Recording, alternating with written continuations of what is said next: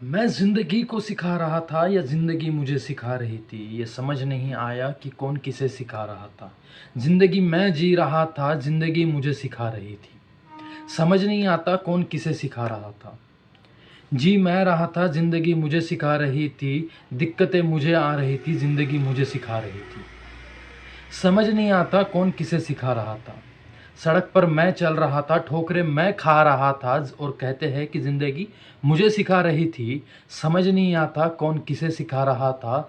सड़क पर मैं उतरा हुआ धूप में तप रहा था और लोग कह रहे थे कि ज़िंदगी इसे सिखा रही थी। समझ नहीं आता ज़िंदगी किसे सिखा रही थी और कौन किसे सिखा रहा था।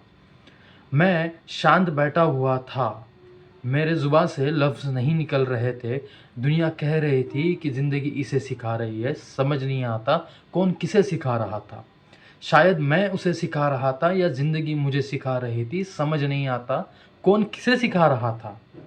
दिक्कतें इतनी बढ़ने लग गई थी कि समझ नहीं आ रहा था कि क्या चल रहा है। किसी वक़्त ऐसा लग रहा था कि जान खो दूँगा, ज़िंदगी गँवा बैठूँगा, समझ नहीं आता कि क्या हो रहा था। लोग कह रहे थे कि ज़िंदगी इसे सिखा रही है, पर मुझे समझ नहीं आ रहा था कि कौन किसे सिखा रहा था।